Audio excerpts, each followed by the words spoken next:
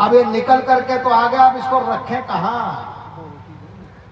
देखो, जब आपस में आप लोगों का मतभेद होता है, तू मैं होती है, तो उसमें से जहर ही निकलता है और वो जहर विनाश कर देता है पूरे घर का, पूरे समाज का। ऐसे कड़वे कड़वे वचन निकलते हैं आपकी जुबान से, आपके मुंह से, कि बाणों के घाव भी भर जाते हैं, उसका घाव कभी नहीं भरता है। इसलिए विचार करके बोलना चाहिए। हम मन में आए वो ही बोल देते हैं, जिसके जो मन में आती है बोल जाते हैं, और वो जो घाव है वो कभी भरता नहीं है।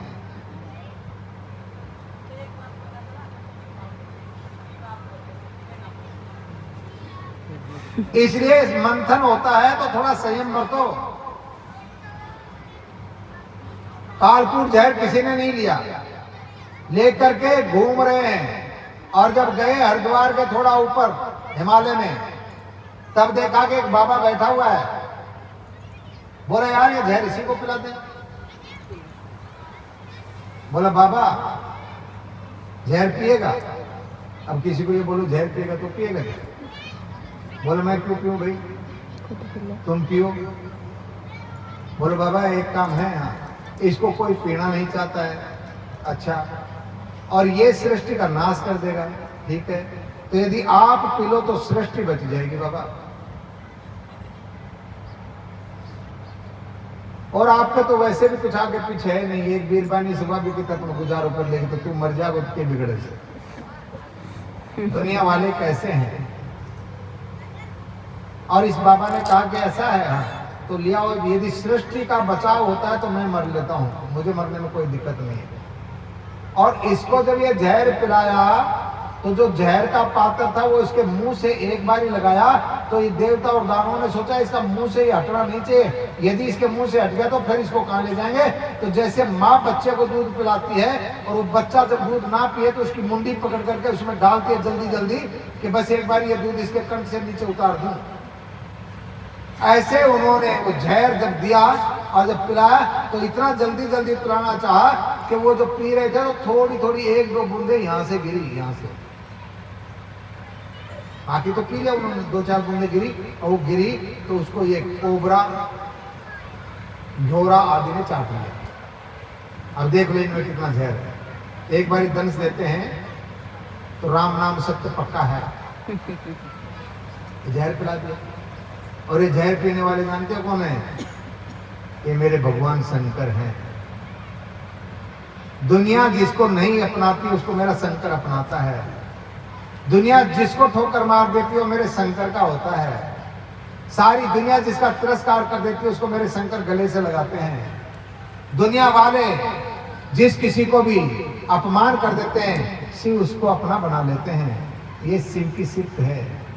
इसीलिए वो सत्यम शिवम सुंदरम है, वो सत्य भी है, वो शिव भी है, और सुंदर भी है, पवित्र भी है।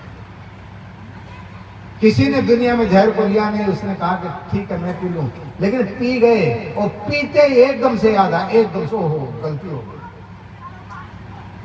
और जानते गलती क्या हो गई?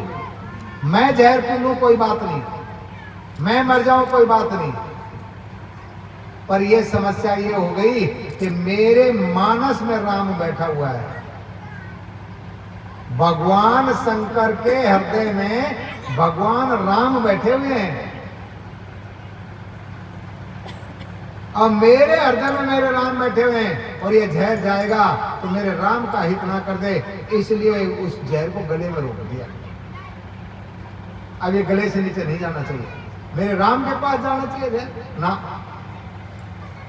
हमको क्या करना है? हमको भी यही करना है कि हम जो भी कार्य करें मेरे भगवान को कोई कष्ट नहीं होना चाहिए, मेरे इष्ट देव को कोई कष्ट नहीं होना चाहिए, मेरे कृष्ण को कोई कष्ट ना हो, मेरी राधा को कोई कष्ट ना हो, मेरे राम को कोई कष्ट ना हो, मेरे शिव को कोई कष्ट ना हो। तब तो आपकी भक्ति पूर्ण होती है, तब तो शिव राम के भगत कहलाते हैं, तब तो भगवान राम शिव से प्रेम करते हैं। और यहां तक राम कह देते हैं कि जो शिव की भक्ति नहीं करेगा वो मुझे कभी जिंदगी में पाएगा नहीं, इतना प्यार करते हैं शिव जी से।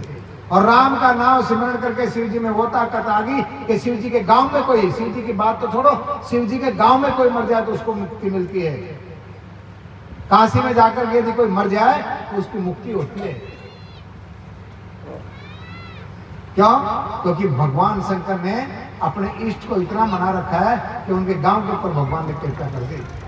तेरे गांव में जो भी काशी मरने के बाद में दूसरा जन्म नहीं होता है, और काशी में मरना ही बहुत मुश्किल है।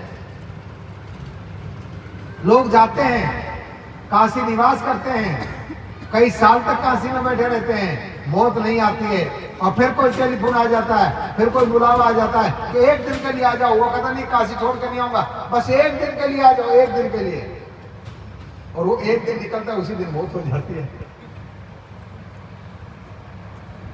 इसलिए संत महात्मा जब प्रण ले लेते हैं किसी तीर्थ का, फिर वो चाहे प्राण चले जाए नहीं जाते। मेरे प्रेमानंद जी महाराज ने व्रत ले रखा है, वृंदावन छोड़ के नहीं जाएंगे, ब्रज को छोड़ के नहीं जाएंगे। कितने लोगों ने उनको कहा महाराज आपकी डायलिसिस होती है, आपको किडनी दे दें, अमेरिका, जर्मन, जापान, न जाने कितने कितने देशों से न्योता है, आप दिल्ली में, आगरा में कहीं इलाज करवा लो। उन्होंने कहा मरना आसान है, नहीं छोड़ेंगे इसको वृंदावन। मौत तो मौत है, आएगी एक दिन, लेकिन इस धाम को छोड़कर, क्योंकि वो जानते हैं यदि इस धाम में मैं गया तो मेरी मुक्ति पक्कम है, अब मुझे फिर कुछ चाहिए नहीं, फिर कुछ नहीं चाहिए, पक्की मुक्ति है। धाम नहीं छूटना चाहिए, इसलिए धाम को छोड़ने की बात नहीं करते। मरेंगे तो यहीं मर जाएंगे, डॉक्टरों की टीम आएगी तो यहीं काम कर ले, धाम को नहीं छोड़ना। ये शिव भगवान भी, भगवान शंकर